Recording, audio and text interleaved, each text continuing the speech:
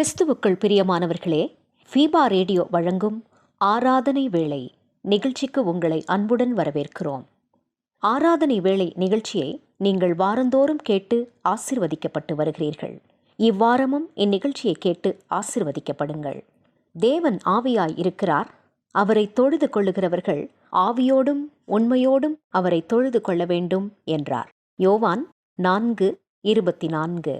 இந்நிகழ்ச்சி பற்றிய மேலான கருத்துக்களை கமெண்ட் செக்ஷனில் பதிவிடுங்கள். உங்கள் நண்பர்களுக்கும் இந்நிகழ்ச்சியை அறிமுகம் செய்யுங்கள்.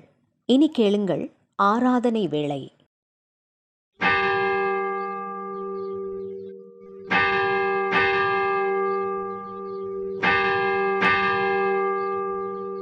ஆராதனை வேளை. நம்முடைய ஆரம்பம் பிதா குமாரன் பரிசுத்த ஆவியின் திருப்பெயரிலே. ஆமென். கிறிஸ்துவுக்குள் பிரியமானவர்களே, ஃபீபா ரேடியோ தயாரித்து ஒளிபரப்பும் ஆராதனை வேளை நிகழ்ச்சிக்கு உங்களை அன்போடு கூட நாங்கள் வாழ்த்தி வரவேற்கின்றோம். கர்த்ததாமே நம்மையும் இந்த ஆராதனை வேளை நிகழ்ச்சியும் அளவில்லாமல் ஆசீர்வதித்து நமக்கும் நம்முடைய குடும்பத்திற்கும் பெருத்த நன்மையினாலும் கிருபையினாலும் இடைகட்டுவார் என்று விசுவாசத்தினாலே நம்பி ஆண்டவரை நோக்கி நாம் மன்றாடுவோம். துதிகளின் மத்தியிலே வாசம் செய்கின்ற எங்கள் அன்பின் பரலோக தேவனே, நன்மையான காலை வேளைக்காக நன்றி செலுத்துகின்றோம். 8ஆம் மாதத்தினுடைய 2வது ஓய்வு நாளை நாங்கள் காணும்படியாக கிருபை பாராட்டினதற்காக நன்றிகளை சொல்லுகின்றோம். ஆண்டவரே, கடந்து வந்த மாதங்கள் எல்லாவற்றையும் நாங்கள் கண்ணோக்கி பார்க்கின்றோம். ஒவ்வொரு மாதமும் எங்களுக்கு நீர் தந்த நன்மைகளை எண்ணி பார்த்து உமக்கு நன்றிகளை சொல்லுகின்றோம். எங்கள் குடும்ப காரியங்கள் ஆனாலும், பிள்ளைகள் வாழ்வானாலும், கல்வி ஆனாலும் எல்லாவற்றையும் நீர் சந்தித்து எங்களை வழிநடத்தி இம்மட்டுமாக எங்களோடு கூட பயணித்த தயவுக்காக நன்றிகளை சொல்லுகின்றோம். இவைகளை எல்லாவற்றையும் நினைவு கூர்ந்து இந்த ஆராதனை வேளை நிகழ்விலே உள்ளமார்ந்த நன்றியோடு கூட நாங்கள் பங்கு கொள்ளுகின்றோம். எங்கெல்லாம் இந்த வார்த்தைகள் இப்பொழுது ஒலித்து கொண்டிருக்கின்றதோ, கர்த்தருடைய பிரசனம் அங்கே இறங்கி பிள்ளைகளுடைய விண்ணப்பத்தை கேட்கும்படியாக, அவர்களோடு கூட வார்த்தையினாலே சம்பாஷிக்கும்படியாக, அவளுக்கு நன்மைகளை தரும்படியாக அருளை தந்திரதற்காக நன்றிகளை சொல்லுகின்றோம். துவக்கத்திலிருந்து முடிப்பறிந்தும் உடைய பிரசனம் எங்களோடு கூட இருக்கட்டும். ஆவியானவர் எங்கள் மத்தியிலே அசைவாடி எங்களை ஆசீர்வதிக்கும்படியாக நாங்கள் செபிக்கின்றோம். துதி கன மகிமை யாவுமக்கு எடுக்கின்றோம். மீட்பர் இயேசுவின் நாமத்திலே வேண்டி நிற்கின்றோம் பிதாவே. ஆமென். தேவனுடைய நாமம் மகிமைக்காகவும் ஆராதனைக்கு ஆரம்பமாக கிறிஸ்து சபை பாமாலைகளிலே ஆண்டவா பிரசன்னமாகி ஜீவன் ஊதி உயிர்ப்பையும் என்ற பாடலை நாம் இணைந்து பாடுவோம்.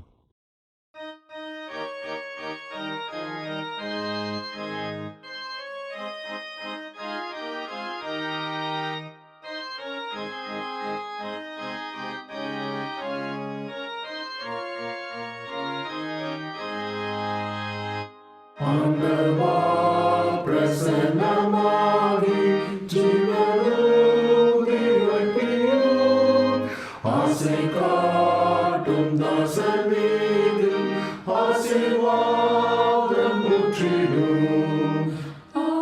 அருள்மாறி எங்கள் பேரில் வருஷிக்க பண்ணுவேன். ஆசையோடு நிற்கிறோமே, ஆசீர்வாதம் ஊற்றுவேன்.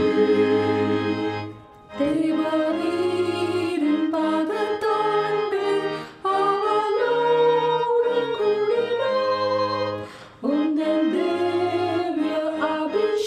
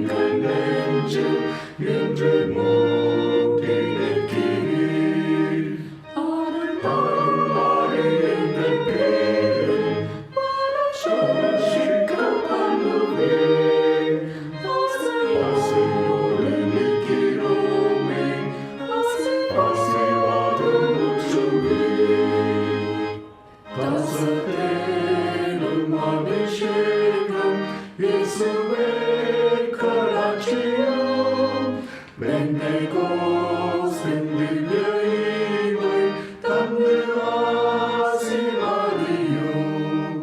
அருள்வாழி எங்கள் பேரில் போஷிக்கப்படுவே. ஆசையோடு நிற்கிறோமே, ஆசீர்வாதம் ஊற்றுவே. கர்த்தர் தம்முடைய பரிசுத்த ஆலயத்தில் இருக்கிறார். பூமி எல்லாம் அவருக்கு முன்பாக மௌனமாய் இருக்க கடவுது. மகிமையும் மகத்துவமும் அவருடைய சமூகத்திலே உண்டு.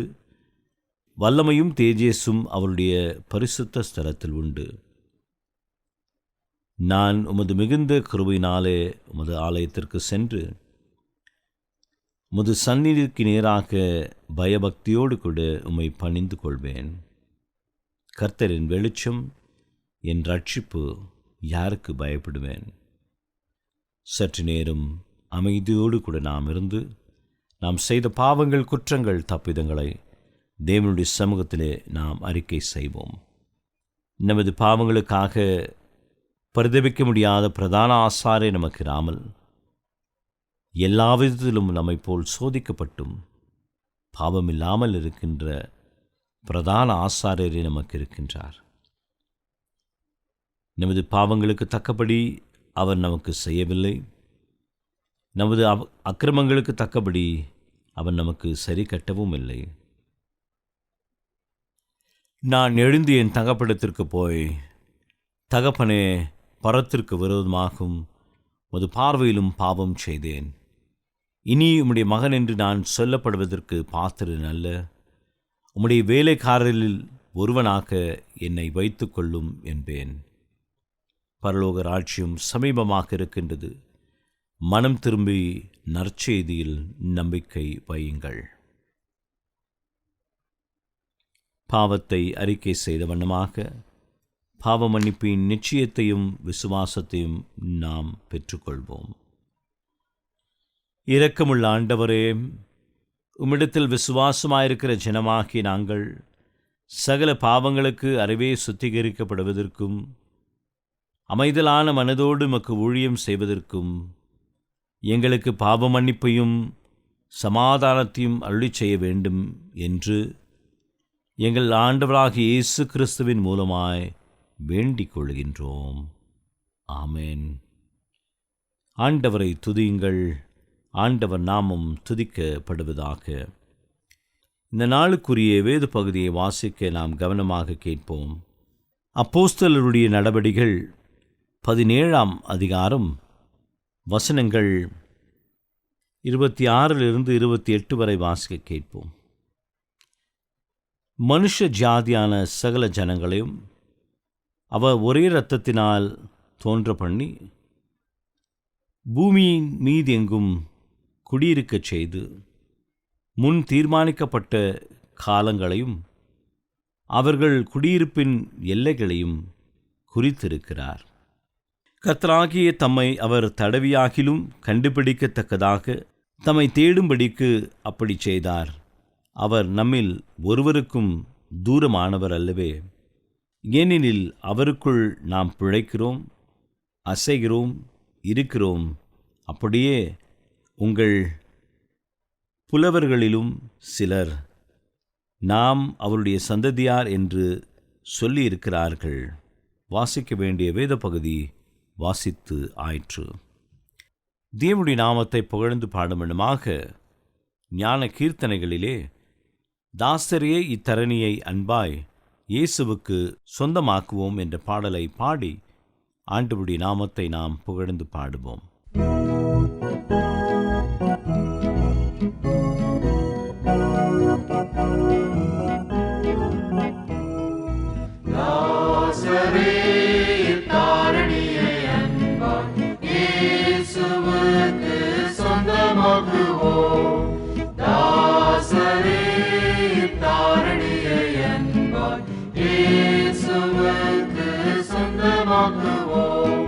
நேசமாய்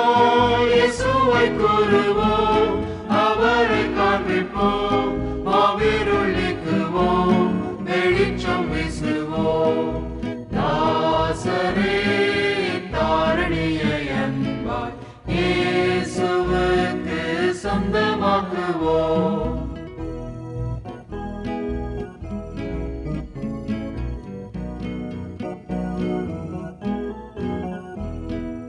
வருத்தப்பட்டு பாரம் சுமந்தோரை வருந்தி அன்பாய் அழைத்திடுவோம். உரித்த இயேசு பாவபாரத்தை, நமது துக்கத்தை, நமது துன்பத்தை சுமந்து தீர்த்தாரே. தாசரே தாரணியை அன்பாய் இயேசுவுக்கு சொந்தமாக்குவோம்.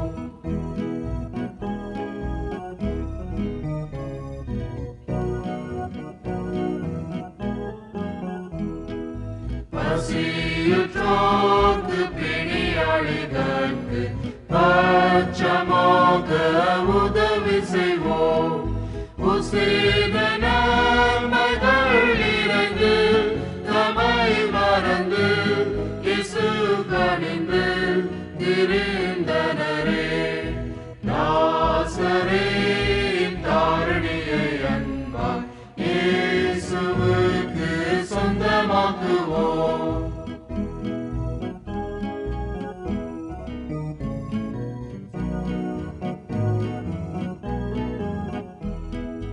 நெருக்கப்பட்டு ஒடுக்கப்பட்டோரை நீசரை நாம் உயர்த்திடுவோம்.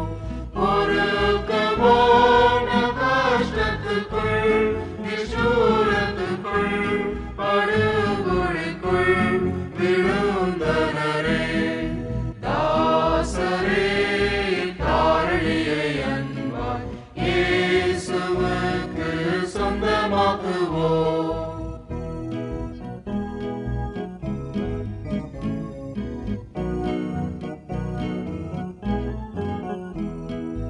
இந்து தேசமது சிறுமணிகள் நிந்தையொளிக்குள் வரவழைப்போம். சுந்தர குணங்கள் அடைந்து அறிவில் உயர்ந்து நிர்பந்தங்கள் தீர்ந்து சிறந்திலங்கிட. தாசரே தாரணியை அன்பாய் இயேசுவுக்கு சொந்தமாக்குவோம். தாசரே தாரணியை அன்பாய் இயேசுவுக்கு சொந்தமாக்குவோம். எனக்கு அருமையான தேவனுடைய சனமே, இந்த நாளிலுமாக ஆண்டவருடைய செய்தியை நம்மோடு கூட பகிர்ந்து கொள்ளும்படியாக வந்திருப்பவர் முனைவர் மைக்கேல் ஃபாரடே ஐயா அவர்கள். முனைவர் மைக்கேல் ஃபாரடே ஐயா அவர்கள் இந்த நாளினுடைய சத்தியத்தை நம்மோடு கூட பகிர்ந்து கொள்கின்றார். ஆயத்தத்தோடும் விசுவாசத்தோடும் ஜெபத்தோடும் ஆண்டவருடைய செய்தியை கேட்போமாக. கிறிஸ்துவுக்குள் அன்பார்ந்த ஃபீபா வானொலி நேயர்களுக்கு ஆண்டவராகிய இயேசு கிறிஸ்துவின் திருப்பெயரில் என்னுடைய வணக்கங்களையும் வாழ்த்துக்களையும் தெரிவித்துக் கொள்கிறேன்.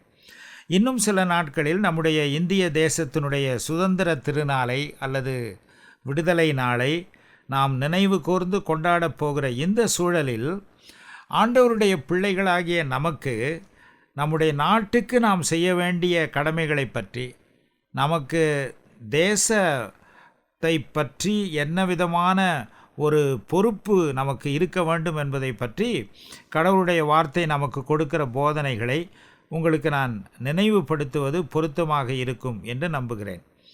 முதலாவது ஒரு காரியத்தை நான் உங்களோடு முக்கியமாக பகிர்ந்து கொள்ள வேண்டும். பல கிறிஸ்தவர்கள் ஆண்டவராகிய இயேசு கிறிஸ்துவுக்குள்ள தங்களுடைய வாழ்க்கையை ஒப்பு கொடுத்து வரும்போது, ரட்சிக்கப்பட்ட அனுபவத்தை பெறும்போது, நாம் பரலோக ராஜ்யத்தினுடைய குடிமக்களாக மாறிவிடுகிறோம் என்பதை நாம் அறிந்திருக்கிறோம். அதே நேரத்தில் நாம் பரலோக ராஜ்யத்தினுடைய, கடவுளுடைய ராஜ்யத்தினுடைய பிரஜைகளாக, உறுப்பினர்களாக, குடிமக்களாக இருந்தாலும் நாம் வாழுகிற ஒரு நாட்டினுடைய குடிமக்களாகவும் இருக்கிறோம் என்பதை நாம் மறந்துவிட முடியாது.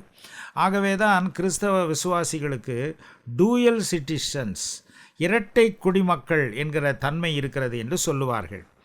பல நேரத்தில் நாம் இதை மறந்து நாம் பரலோக ராஜ்யத்தின் பிள்ளைகளாக இருப்பதனால் இந்த பூலோக ராஜ்யத்தை குறித்து நமக்கு எந்த பொறுப்பும் இல்லை, ஒட்டும் உறவும் இல்லை என்று தவறாக எண்ணி விடுகிறோம். இது வேதத்தினுடைய உபதேசத்துக்கு புறம்பானது.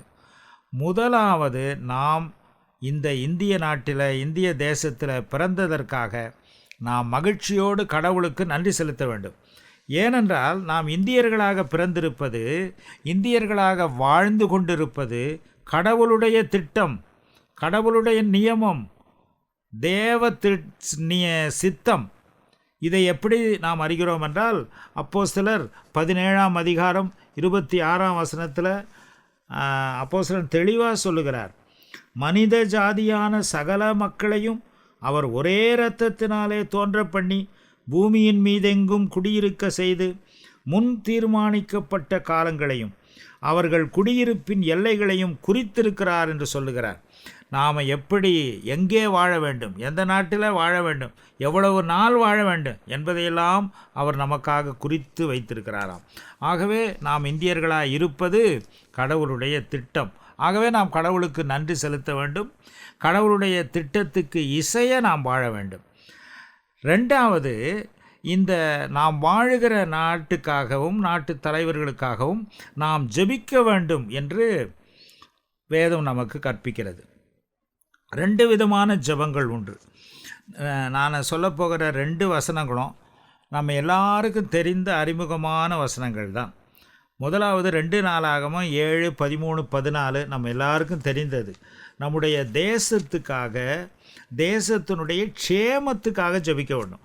குறிப்பாக அந்த வசனங்களில் நாட்டில் மழை இல்லாமல், நாட்டில் பல பஞ்சம் வரும்போது, அல்லது மக்களுக்குள்ளாக கொள்ளை நோய் வரும்போது, அப்பொழுது முக்கியமாக கடவுளுடைய நாமம் தரிக்கப்பட்ட கடவுளுடைய பிள்ளைகள் தங்களை தாழ்த்தி ஜெபம் பண்ணி முதலாவது தங்களுடைய பொல்லாத வழிகளை விட்டு அவர்கள் திரும்ப வேண்டும். அப்பொழுது அவர்களுடைய பாவங்களை மன்னித்து அவர்களுடைய தேசத்துக்கு ஆண்டவர் நலத்தை கொடுப்பேன் என்று அந்த 2 நாளாகமம் 7, 14, 13 வசனத்தில் நாம் பார்க்கிறோம். ஆகவே இப்போ அண்மையில் கொரோனா வந்தது. கொரோனா காலத்தில் நாம் முதலாவது நாம் மனம் திரும்பி, விசுவாசிகள் மனம் திரும்பி நம்மை தாழ்த்தி கடவுளுடைய முகத்தை தேடி ஜெபிக்க நாம் அழைக்கப்பட்டோம். ஆண்டவர் நம்ம ஜெபத்தை கேட்டு அந்த நோயை நிறுத்தி போட்டார். ஆகவே முதலாவது நம்முடைய நாட்டின் நலத்துக்காக நாம் ஜெபிக்க வேண்டும். ரெண்டாவது எதற்காக ஜெபிக்க வேண்டும் என்றால், 1 தீமோத்தேயு 2ஆம் அதிகாரம் முதல் 3 வசனங்களை பார்த்தீர்கள் என்றால், 2ஆம் வசனம் குறிப்பாக, நாம் எல்லா பக்தியோடும் நல்லொழுக்கத்தோடும் கலகமில்லாமல் அமைதலுள்ள ஜீவனம் பண்ணும்படிக்கு ராஜாக்களுக்காகவும் அதிகாரமுள்ள யாவருக்காகவும் அப்படியே செய்ய வேண்டும். ராஜாக்கள்னால் அவர் சொல்கிறது, அவர் ஒரு முடியாட்சி காலத்தில், அரசர்கள் இருந்த காலத்தில் பவுல் இந்த நிருபத்தை எழுதுகிறார். இப்பொழுது நாம் குடியாட்சி காலத்தில் இருக்கிறோம். இப்பொழுது நம்முடைய ஆட்சியாளர்களுக்காக நாம் ஜெபிக்க வேண்டும் என்று இந்த வசனம் தெளிவாக நமக்கு போதிக்கிறது. முதலாவது தேசத்தினுடைய நலத்துக்காக ஜெபிக்க வேண்டும். ரெண்டாவது தேசத்தை ஆள்பவர்களுக்காக ஜெபிக்க வேண்டும். முக்கியமாக அது மிகவும் முக்கியமானது என்பதை வலியுறுத்துவதற்காக பவுல் பாருங்கள், இதை 2ஆம் வசனத்தில் வைத்துவிட்டு முதல் வசனத்திலும் 3வது வசனத்தில் அவர் என்ன சொல்லுகிறார் என்றால், முதலாவது வசனத்தில் அவர், நான் பிரதானமாய் சொல்லுகிற புத்தி என்னவெனில், இப்போ நான் சொல்ல போகிற புத்திமதி எல்லாருக்காகவும் நீ ஜெபிக்கணும், இருந்தாலும் ஆட்சியாளர்களுக்காக சிறப்பாக ஜெபிக்க வேண்டும். அது மிக முக்கியமான, பிரதானமான, முதன்மையான அறிவுரை என்று சொல்லுகிறார். அதை 2வது வசனத்தில் அதை சொல்லிவிட்டு 3வது வசனத்தில் மீண்டும் சொல்லுகிறார், நம்முடைய இரட்சகராகிய தேவனுக்கு முன்பாக அது நன்மையும் பிரியமாக இருக்கிறது. ஆக கடவுளுக்கும் அதுதான் பிரியமானது என்று. ஆகவே டபுள் எம்ஃபட்டிக் என்று சொல்லுவார்கள். 2 முறை வலியுறுத்தி அந்த ஒரு அறிவுரையை அவர் நமக்கு சொல்லுகிறார்.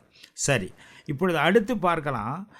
ஆள்பவர்களுக்காக, ஆட்சியாளர்களுக்காக, அதிகாரம் உள்ளவர்களுக்காக ஜெபிக்கணும்னு சொல்கிறது சரிதான். அது எல்லாம் வழக்கமான ஜெபமாக நம்ம ப்ரேயர் பாயிண்ட்ஸில் அதுவும் ஒரு லிஸ்ட்டில் ஒன்றா, ரொட்டீன் ப்ரேயரா, மெக்கானிக்கல் ப்ரேயரா என்றால் இல்லை. விசேஷமாக ஏன் ஜெபிக்க வேண்டும் என்று காரணம் சொல்லுகிறார். ஏன் அவர்களுக்காக ஜெபிக்க வேண்டும் என்றால், நாம் எல்லா பக்தியோடும் நல்லொழுக்கத்தோடும் கலகமில்லாமல் அமைதலுள்ள ஜீவனம் பண்ணும்படி.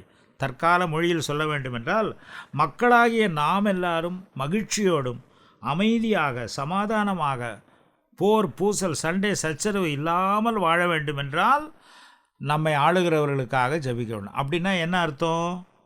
நாம் அவர்கள் ஒழுங்காக நம்மை ஆட்சி செய்தால்தான், ஒழுங்காக அவர்களுடைய ஆட்சி நேர்மை உள்ளதாக நீதி உள்ளதாக இருந்தால்தான் நாம் நிம்மதியாக வாழ முடியும். அவர்களுக்காக நாம் ஜெபிக்கலை, உண்மையில் நமக்காகவே தான் நான் ஜெபிக்கிறோம்.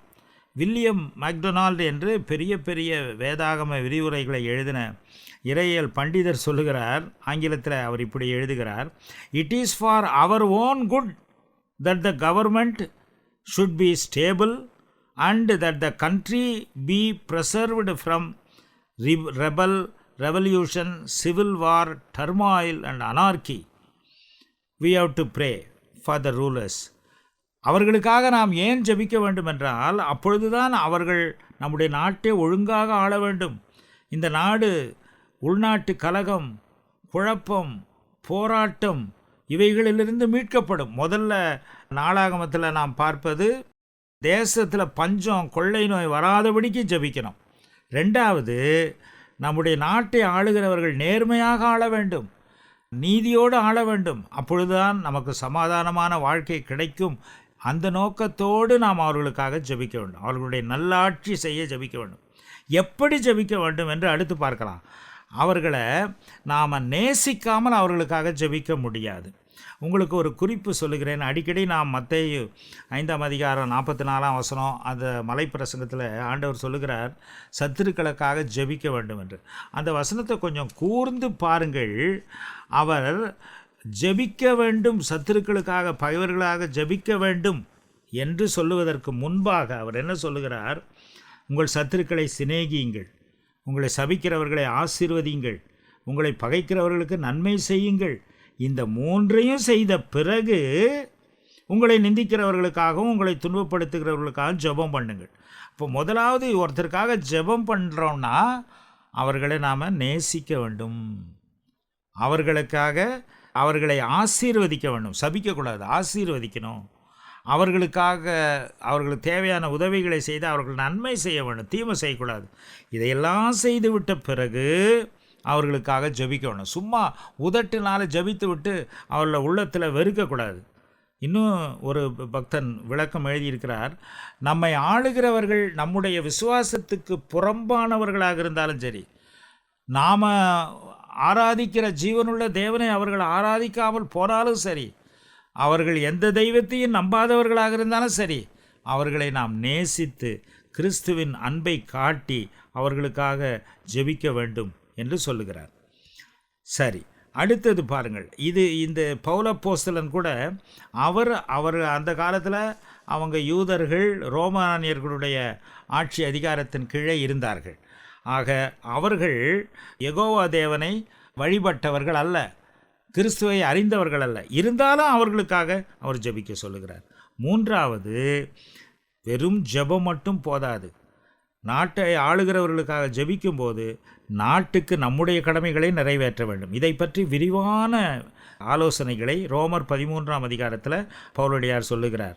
கொடுக்க வேண்டிய வரிகளை ஒழுங்காக கொடுக்கணும், நாட்டின் சட்டங்களுக்கு கீழ்ப்படிய வேண்டும், நாட்டை ஆளுகிறவர்களுக்கு மரியாதை செய்ய வேண்டும், கனப்படுத்த வேண்டும். ஆகவே ஜெபத்தோடு செயலும் சேர்ந்து வர வேண்டும். இந்த கீழ்ப்படிதல் என்பதை பற்றி ஒரு தெளிவை சொல்லி இந்த செய்தியை முடிக்க விரும்புகிறேன். கீழ்ப்படிதல், அப்போஸ்தலர் 5:37 அந்த வசனங்களை வாசியுங்கள். அங்கே கடவுளுடைய கட்டளைகளுக்கு அரசாங்கத்தினுடைய கட்டளை முரண்படாத வரைக்கும் அரசாங்கத்தினுடைய கட்டளைக்கு கீழ்ப்படிய வேண்டும். முரண்பட்டால், தேவ கட்டளைக்கு முரண்பாடாக மனித அரசாங்கத்தின் கட்டளைகள் இருந்தால் நாம் கீழ்ப்படிய வேண்டிய அவசியமில்லை. அதனால்தான் அப்போஸ்தலர்கள் அந்த பிரதான ஆசாரியர் போன்றவர்களுக்கும் அந்த ரோம அதிகாரிகளுக்கும் அவர் சொல்லுவது, நீங்கள் ஏன் நாங்கள் சொன்னபடி செய்யவில்லை என்று கேட்டபோது, மனித சத்தத்துக்கு கீழ்ப்படிவதை பார்க்கிலும் தேவ சத்தத்துக்கு கீழ்ப்படிவதே எங்களுக்கு ஏற்றதாக இருக்கிறது என்று சொன்னார்கள். ஆகவே தேவ கட்டளைக்கு முரண்படாத எல்லா அரசாங்க கட்டளைகளுக்கும் நாம் கீழ்ப்படிய நாம் அழைக்கப்பட்டிருக்கிறோம். இந்த சிந்தனைகளை மனதில் வைத்து நம்முடைய கிறிஸ்தவ வாழ்க்கையை நாம் அமைத்து கொள்ளுவோம். A good Christian cannot be a bad citizen என்று சொல்லுவார்கள்.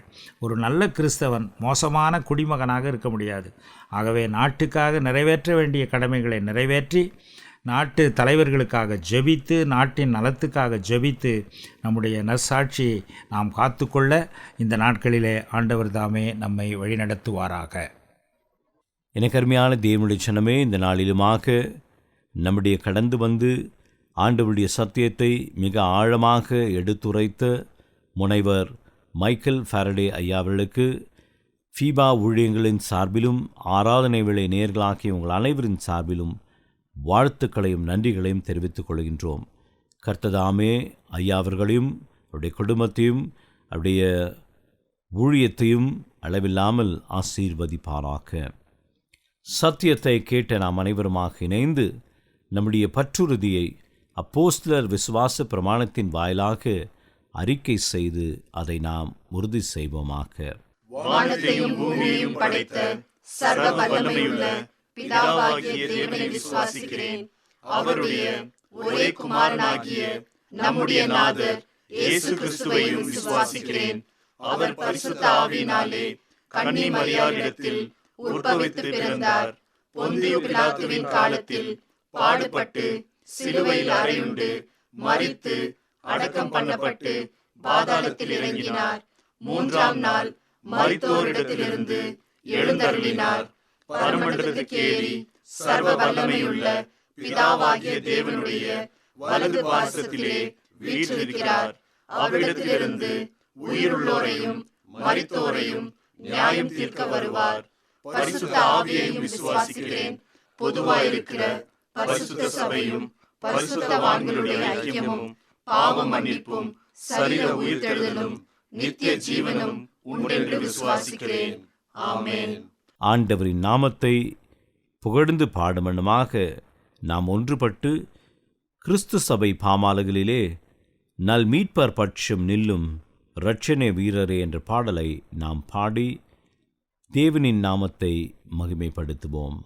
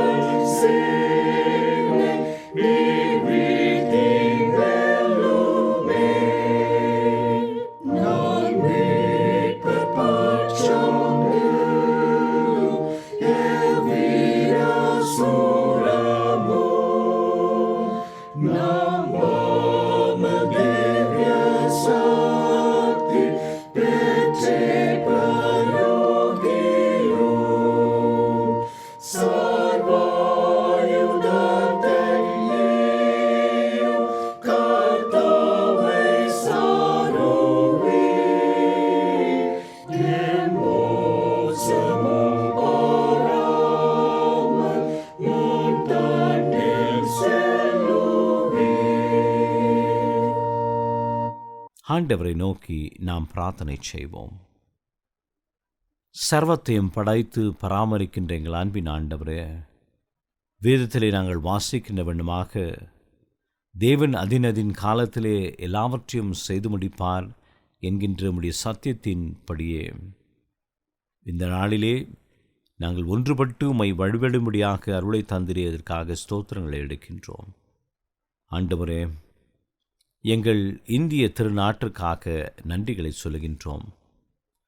வருகின்ற நாட்களிலே நாங்கள் எங்களுடைய சுதந்திர தினத்தை, விடுதலை நாளை கொண்டாட ஆயத்தப்படுகின்ற வேளையிலே நாங்கள் கடந்து வந்த பாதைகளை எல்லாவற்றையும் நாங்கள் திரும்பி பார்த்து உம்முடைய நேசக்கரம் ஆண்டவரே இந்த நாட்டினுடைய விடுதலைக்காக போராடின எல்லோர் மீது இருந்ததற்காக நன்றிகளை சொல்லுகின்றோம். சுதந்திரத்தை பெற்று 79 ஆண்டு காலங்கள் நீர் எங்களை தயவாக வழிநடத்தி வருகின்ற கிருபைக்காகவும் பல துறைகளிலே நாங்கள் முன்னேறி செல்லும்படியான அருளுக்காக நன்றிகளை சொல்லுகின்றோம். இந்திய நாட்டின் குடிமக்களாக, இந்திய நாட்டின் கிறிஸ்தவர்களாக, நாட்டினுடைய முன்னேற்றத்திற்காகவும் வளர்ச்சிக்காகவும் எங்களுடைய பங்களிப்பிற்காக நாங்கள் நன்றிகளை சொல்லுகின்றோம். இப்பொழுதுமாக தேசத்தை வழிநடத்துகின்ற தலைவர்களுக்காக நன்றி செலுத்துகின்றோம். எங்கள் நாட்டினுடைய ஜனாதிபதிக்காக, பிரதமருக்காக, ஆண்டவரே அவருடைய தலைவின் கீழாக இருக்கின்ற ஒவ்வொரு மந்திரிகளுக்காக, எங்கள் கர்நாடக மாநிலத்தினுடைய முதல்வருக்காக, துணை முதல்வருக்காக, அவரோடு கூட பணியாற்றுகின்ற ஒவ்வொரு மந்திரிமார்களுக்காக நாங்கள் ஜெபிக்கின்றோம். இவர்கள் எல்லோரும் எங்களுடைய நலனுக்காக, எங்களுடைய முன்னேற்றத்திற்காக திட்டங்களை வகிக்கவும், அவைகளிலே செயல்புரியவும், ஆண்டவரே நாங்கள் பயத்தோடு அல்ல, கர்த்தர் தருகின்ற வெலத்தோடு கூட வாழ அருள் செய்ய வேண்டும் என்று சொல்லி மன்றாடுகின்றோம். இப்பொழுதுமாக நம்முடைய சமூகத்திலே தங்களை அர்ப்பணித்து தங்கள் குடும்பத்தினுடைய தேவைகளுக்காக, தனிப்பட்ட தேவைகளுக்காக, பிள்ளைகளுடைய தேவைகளுக்காக, பெற்றோருடைய தேவைகளுக்காக மன்றாடி கொண்டிருக்கின்ற எல்லா மக்களையும் நீர் கண்ணோக்கி பாரும். கேளுங்கள், உங்கள் சந்தோஷம் நிறைவாயிருக்கும்படி பெற்றுக்கொள்வீர்கள் என்றபடி வேத வாக்கின்படியே கேட்கின்ற அனைத்து ஆசீர்வாதத்தையும் ஆண்டவரே உமது பிள்ளைகளுக்கு நீர் தந்து, குறிப்பாக எங்கள் தேசத்திற்கு நீர் தந்து, நாங்கள் மற்றவர்களுக்காக சாட்சி புரியவும், அன்பிலே, ஐக்கியத்திலே, ஒருமைப்பாட்டிலே நாங்கள் சாட்சிகளாக நிற்க அருள் தர வேண்டும் என்று சொல்லி மன்றாடுகின்றோம். நீர் அப்படியே செய்யப்போவதற்காக நன்றிகளை சொல்லுகின்றோம். ஆண்டவரை கேட்ட அனைத்து விண்ணப்பத்திற்காக பதிலை தந்து ஆசீர்வாதத்தை தந்திரள வேண்டும் என்று மீட்பரும் இரட்சகருமான இயேசு கிறிஸ்துவின் இனிய நாமத்திலே வேண்டி நிற்கின்றோம் பிதாவே, ஆமேன். ஆண்டவர் நமக்கு சொல்லி தந்த கர்த்தருடைய ஜெபத்தை ஒன்றாக ஏறெடுப்போம். பரமண்டலங்களில் இருக்கிற எங்கள் பிதாவே, உம்முடைய நாமம் பரிசுத்தப்படுவதாக, உம்முடைய ராஜ்யம் வருவதாக, உம்முடைய சித்தம் பரமண்டலங்களில் செய்யப்படுகிறது போல பூமியிலேயும் செய்யப்படுவதாக. அன்றன்றுள்ள அப்பத்தை இன்று தாரும். எங்களுக்கு விரோதமாய் குற்றம் செய்கிறவர்களுக்கு நாங்கள் மன்னிக்கிறது போல எங்கள் குற்றங்களை எங்களுக்கு மன்னியும். எங்களை சோதனைக்குள் பிரவேசிக்க பண்ணாமல் தீமையிலிருந்து எங்களை ரட்சித்துக் கொள்ளும். ராஜ்யமும் வல்லமையும் மகிமையும் என்றென்றைக்கும் உம்முடையவைகளே. ஆமென். ஆண்டவரின் ஆசீர்வாதத்தை விசுவாசத்தோடு கூட பெற்றுக்கொள்வோம். நம்முடைய ஆண்டவராகிய இயேசு கிறிஸ்துவுடைய கிருபை, பிதாவாகிய தேவனுடைய அன்பு, பரிசுத்தாவினுடைய ஐக்கியம், வழிநடத்துதல், ஆசீர்வாதம் நாம் கேட்ட எல்லா விண்ணப்பங்களோடும் பெற இருக்கின்ற எல்லா நன்மையோடனும் ஆசீர்வாதத்துடனும் நம்முடைய நாட்டினுடனும் நாட்டின் தலைவர்களுடனும் இருக்கின்ற எல்லா மக்களுடனும் இன்றும் என்றும் சதா காலங்களிலும் தங்கி நிலைத்து இருப்பதாக. ஆமென்.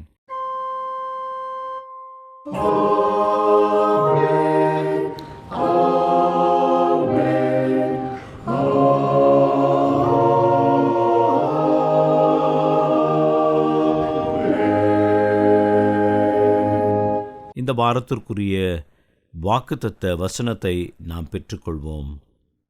கர்த்தர் எனக்கு சகாயர், நான் பயப்படேன். மனுஷன் எனக்கு என்ன செய்வான்?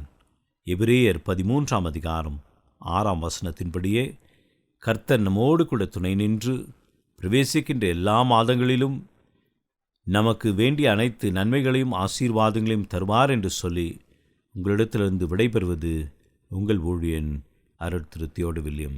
கர்த்தர் உங்களையும் உங்களுடைய குடும்பங்களையும் ஆசீர்வதிப்பாராக. ஆமென்.